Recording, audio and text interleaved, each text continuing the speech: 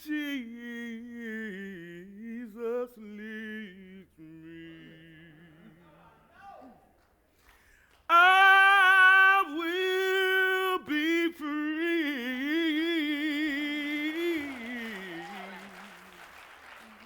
Someday.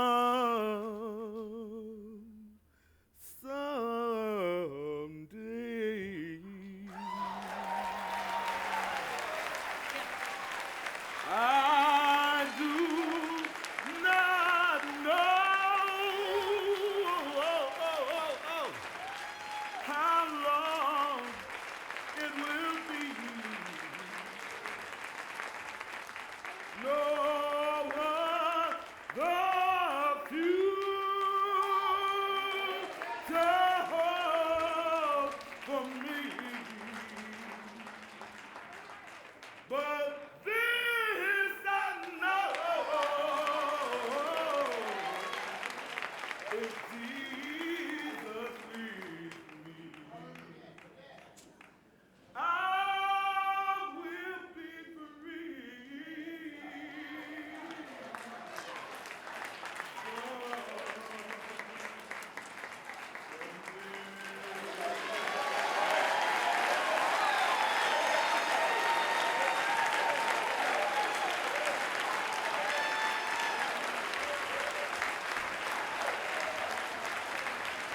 Ladies and gentlemen, please welcome from YNN TV Channel 9, Time Warner Cable, morning news anchor Jody Kenny. I am so honored to be here celebrating with you today. Is this a joyous day? Yes, it is. Dr. King stated, "I still have a dream." It's a dream deeply rooted in the American dream.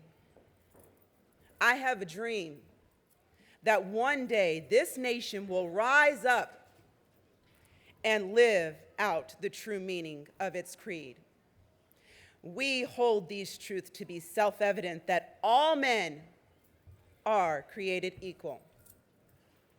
I have a dream that my 4 little children will one day live in a nation where they will not be judged by the color of their skin, but by the content of their character.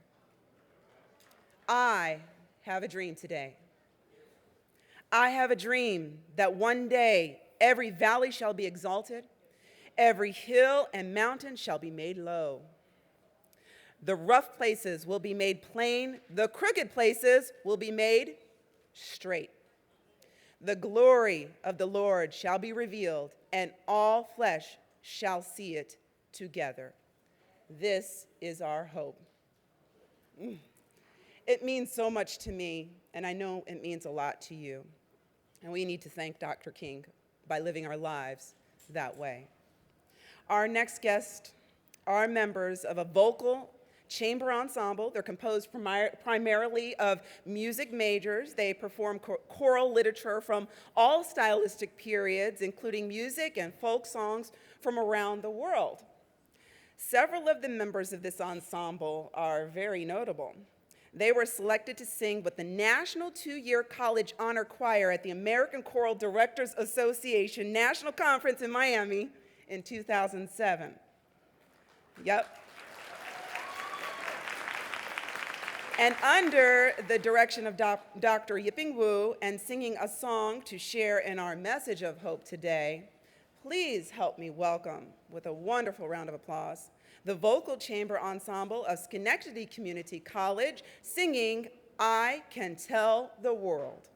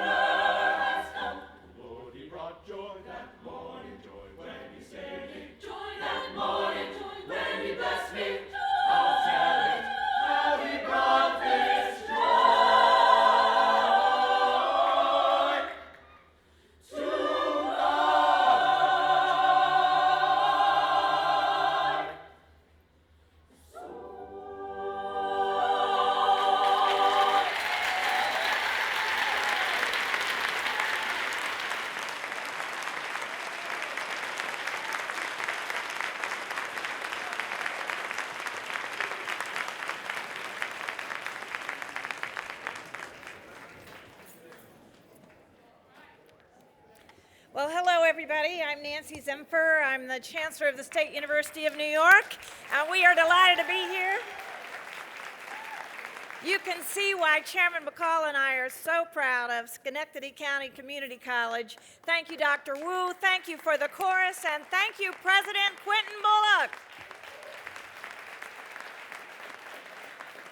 We are really thrilled to be here, and following that incredible message from Dr. King, that message of hope, that is what the State University of New York is all about. I'm so proud of what the governor had to say about us, and I'll just extend one of my favorite quotes from a columnist of the New York Times.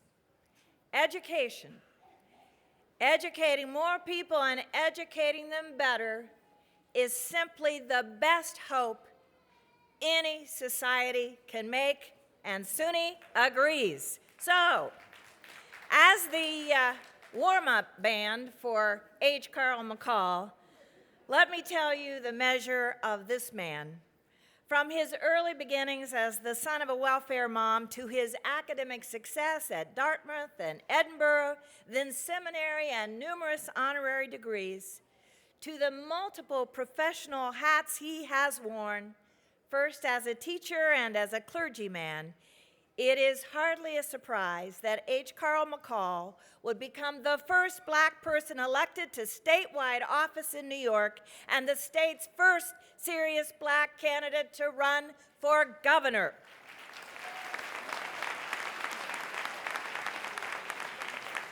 And given his experience in the financial world, in politics, in K-12 and post-secondary education, and in an ambassadorship, it should come as no surprise that H. Carl McCall would ultimately be appointed the Board of Trustees of the State University of New York, and most recently, be asked to chair the board by Governor Andrew Cuomo.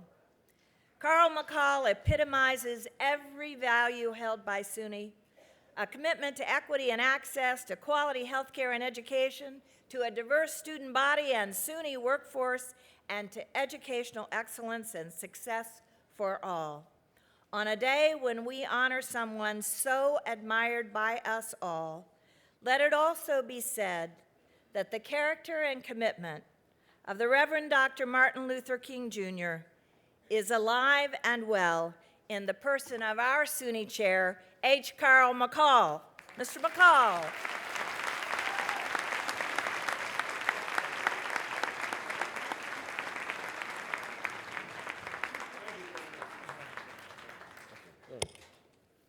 Chancellor Zimfer, thank you very much for that very gracious introduction. But moreover, thank you for the leadership that you are providing to our State University of New York. Governor Cuomo is gone, but boy, he really told it today, didn't he? I'm telling you. I want to welcome all of you here, all of our elected officials, all of my fellow members of the clergy, my brothers and my sisters. It is really a privilege to share with you this celebration of the life and dream of Dr. King. To do this with the citizens of New York State, I particularly want to thank those people who worked so hard to make this event come together today. Let's give them all a hand, all the people who did this.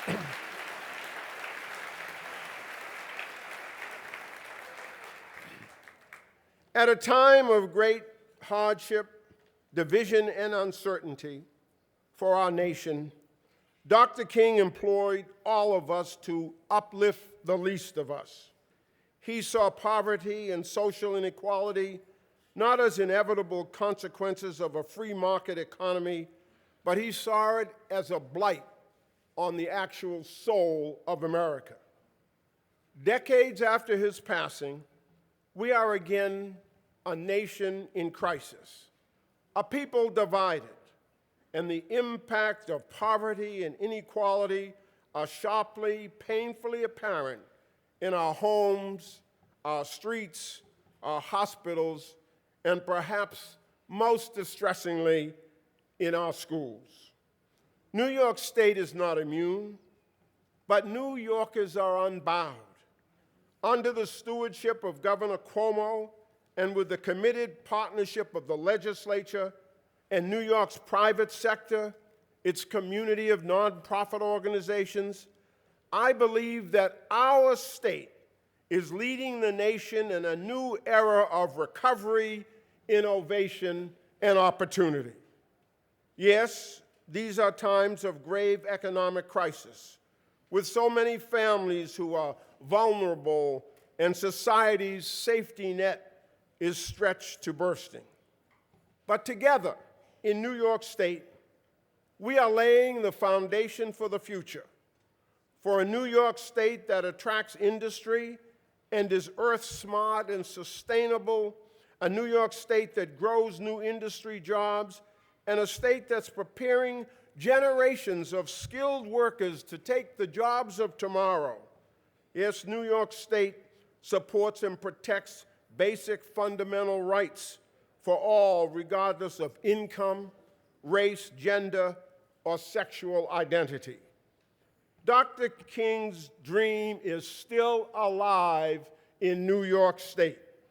So it means a great deal to me to take part in this glorious celebration of his legacy.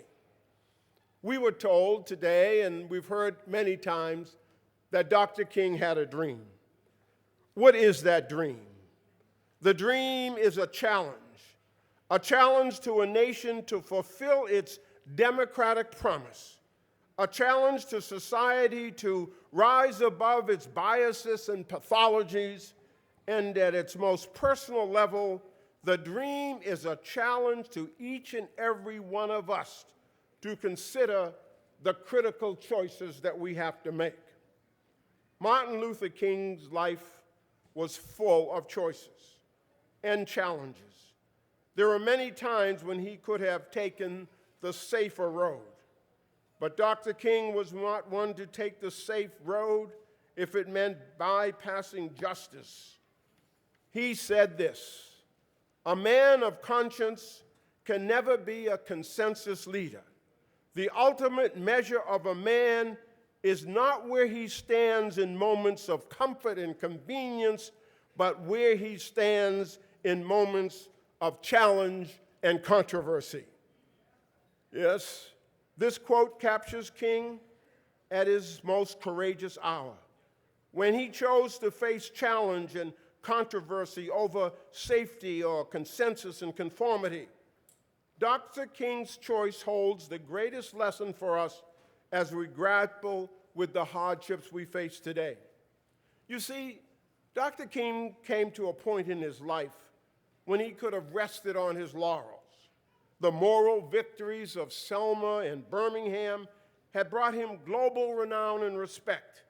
He enjoyed great popularity with opinion leaders and much of the public, but popularity was not his goal. So in the final 3 years of his life, Dr. King refused to sit back, but he stepped up and broadened his agenda. He maintained that civil rights were empty without economic rights. He said, "What good is it if you have access to the lunch counter if you can't pay for anything on the menu?" Yes.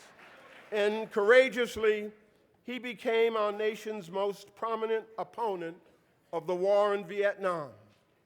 On April 4th, 1967, a year to the day before his assassination, he spoke at Riverside Church in Manhattan. In his address, he's talked about how we had to end the war in Vietnam. He assessed the damage wrought by the conflict, not only the devastation abroad, but the rippling effect on anti-poverty programs in this country. Policies he fought so long to lift up were now being brought down because of our commitment to the war. The time came, he said, when silence is betrayal. You know what happened? After Martin Luther King gave that speech, he was vilified by the press. Time magazine and the New York Times attacked him. The Washington Post said he had diminished his usefulness to his cause, to his country, and to his people. But Dr. King shrugged off the attacks. He continued to speak out against the war and against poverty. He took the hard course because he knew what he was doing was right. You see, this Nobel Prize winner, this great leader, was not weighed down by fame. He didn't care what the public thought of him. He only cared about doing what was right and doing what brought about justice.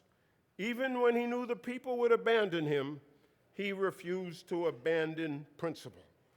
When you and I look at the economic realities that we face today, we know that we too have to make choices. We have to make choices about where we're going to stand and what we are going to do. We have to realize that when the only way to bring about opportunity in this country, opportunity for all people, is if we are committed to providing quality education to our children. Governor Cuomo said it, Dr. King said it, I said it, and I believe it. Education is what will make the difference. It is what has made the difference. Can I tell you, Reverend Carmathea, can I testify?